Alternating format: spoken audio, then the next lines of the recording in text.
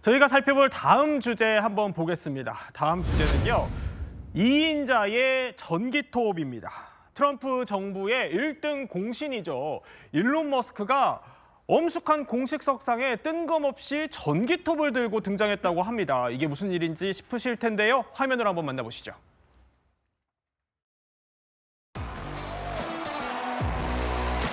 Javier Milei from Argentina, you guys know who that is, right?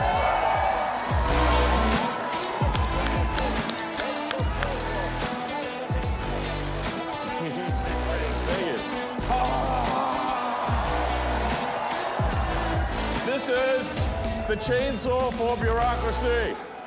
Chainsaw! 자, 손정혜 변호사와도 함께 하겠습니다. 자, 이남희 기자. 네.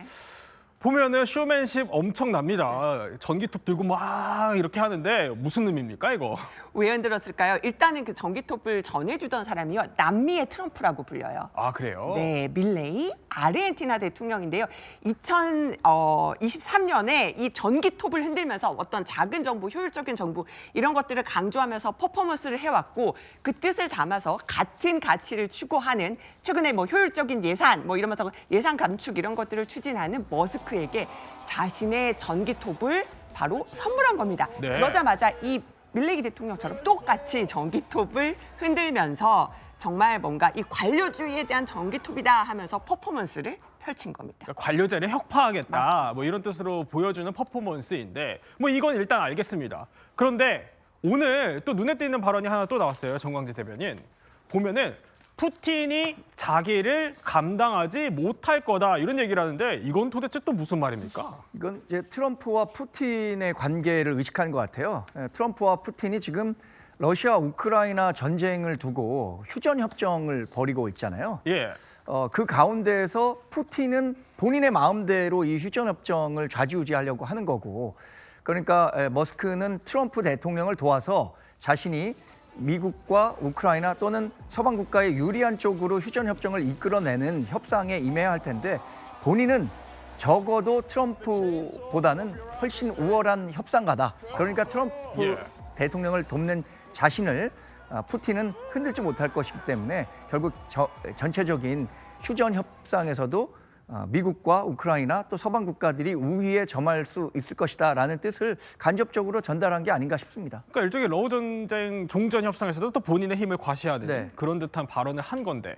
자, 일단 지금까지는 이렇게 좌충우돌 머스크의 언행에 있어서요. 트럼프가 상당히 좀 힘을 실어주는 분위기입니다. 손정혜 변호사. 그러니까 얼마 전에 저희가 전해드린 금 보관소, 미국 정부의 금 보관소인 포트녹스 이야기 전해드렸는데 여기 결국 트럼프 대통령이 감사를 시사했다면서요? 그렇습니다. 트럼프 대통령이 금이 포트녹스에 존재하지 않는다 이런 음모론에 여러 가지 의문 제기에 상당히 힘을 실어주는 발언을 제기한 바 있었는데요.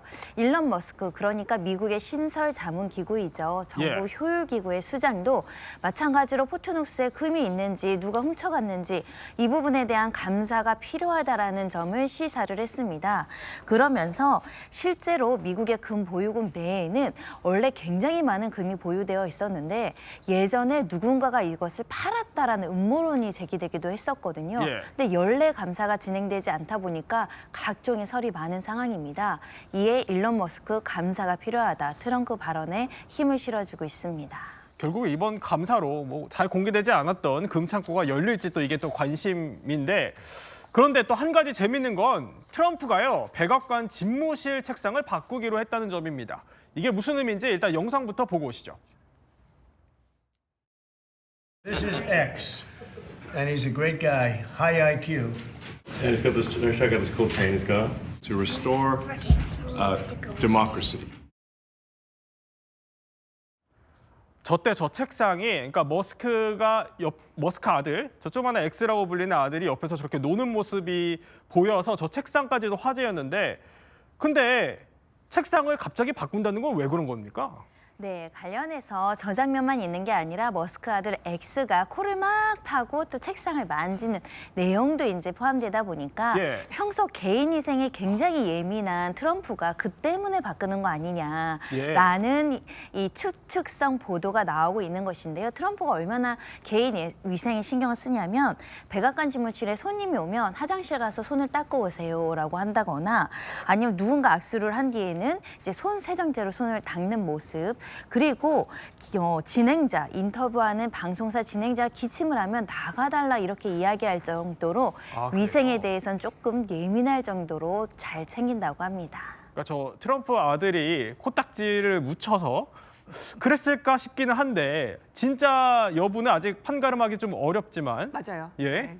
그런데 자, 저 집무실 책상을 좀 주목해서 보면은 사실 역대 대통령들이 줄줄이 사용해왔던 거잖아요. 역대 대통령 존 F 케네디부터 8명의 대통령이 사용해온 정말 유서가 깊은 책상입니다. 저 책상이요, 1880년도에 영국 빅토리아 여왕이 지금 당시에 헤이스 미국 대통령한테 선물했는데 이유가 있어요. 그때 뭔가 영국 배가 굉장히 침몰할 뻔했는데 그때 미국 선박이 구해주거든요. 고맙다면서 선물을 했고 당시에 그 레졸루트 홀을 만든 그 참나무 그 배에 들어갔던 나무를 이용해서 만든 네. 책상인 겁니다.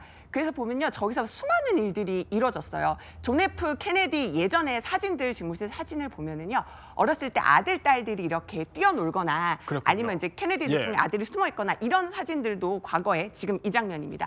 이런 것들도 있는데 그렇게 8명이 사용을 해왔고 미국 대통령들도 굉장히 자랑스럽게 사용해온 책상인데 잠시 이거는 이제 수리를 맡기면서 다른 책상을 이제 트럼프가 사용하게 된 거죠. 아주 유서 깊은 또 책상이다 이런 설명을 해주셨는데 근데 이 책상이 또 논란의 또 중심에 서기도 했어요. 무슨 얘기냐면 타임지가 이런 표지를 사실 공개를 했었거든요. 그 표지를 보면은 머스크가 합성이 되어 있고 거기 저 결단의 책상에 머스크가 저렇게 앉아 있는 겁니다. 혹시 트럼프가 저게 거슬려서 바꾼 건 아닐까요? 저 사진을 보고 사실 기분이 좋았을 것 같지는 않습니다. 그 권력은 누구와도 분점이 어렵다라고 얘기를 하는데 예. 아무리 개인적으로 뭐 통이 크고 아니면 머스크에 대한 신임이 두텁다고 하더라도 저 사진이 타임지 커버 사진까지 실렸었던 걸 보면 네. 기분이 좋았을 것 같지는 않아요. 그래서 뭐 이런 사진에 대해서 묻는 기자에게 아직도 타임지가 영업 중이냐 이렇게 답변을 했었던 걸로 그래요? 알고 있는데 여하튼 지금 트럼프 대통령이 굉장히 고령이란 말이에요. 예. 그리고 어쩌면 뭐 다음 대통령 선거 아직 먼 시기긴 하지만 또 나올지 안 나올지 모르는 상황에서 트럼프가 만약에 안 나온다면 일론 머스크가 나오는 거 아니냐라는 얘기들이 벌써 미국에서 나오고 있거든요. 예. 기분이 좋았을 것 같지는 않습니다. 트럼프 대통령이.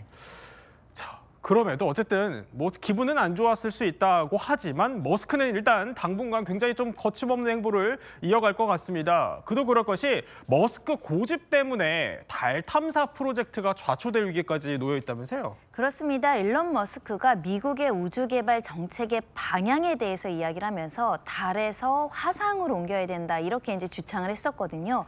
미국 정부에 관련한 효율부 수장이잖아요.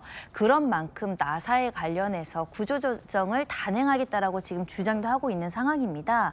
실제로 나사가 개발 중인 발사장치 5조 원이 든다 회의적인 목소리를 내기도 했고 예. 우주 비행사들을 화성으로 보내겠다라고 이야기한 바가 있었는데요. 이와 더불어서 트럼프 대통령도 미국인 우주 비행사들을 화성에 보내서 성조기 꽂게 하겠다.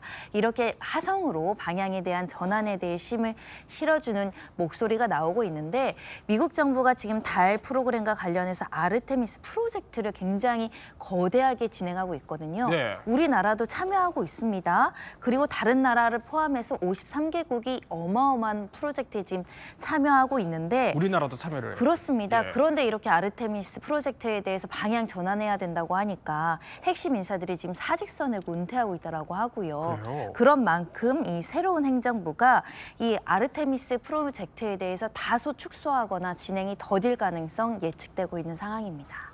자, 그런데 손정혜에서 설명대로 들어간 인력 자원 사실 이게 얼만데 이게 이렇게 쉽게 뒤집힐 수 있는 겁니까?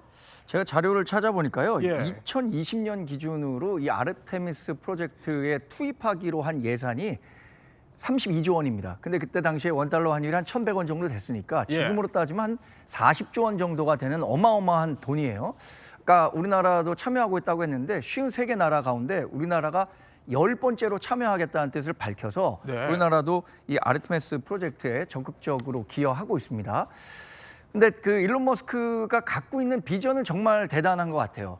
왜냐하면 달에 가는 것은 이제 쉬워진 거 아니냐. 예. 그러니까 더 어려운 화성으로 가보자 이런 얘기를 하고 있고 화성으로 간다는 것을 가정해 본다면 화성에 갈 수 있는데 달에 가는 건 얼마나 쉽겠습니까? 네. 그런 비전을 갖고 이야기하는 뭐 머스크도 상당한 뭐 리더로서의 자격이 있다고 보는데 워낙 뭐 사적인 곳에서는 이제 논란이 많은 인물이라 그래서 앞으로 미국 정치 아니면 기업계에서 어떤 역할을 할지는 관심을 갖고 지켜봐야 할 것 같습니다.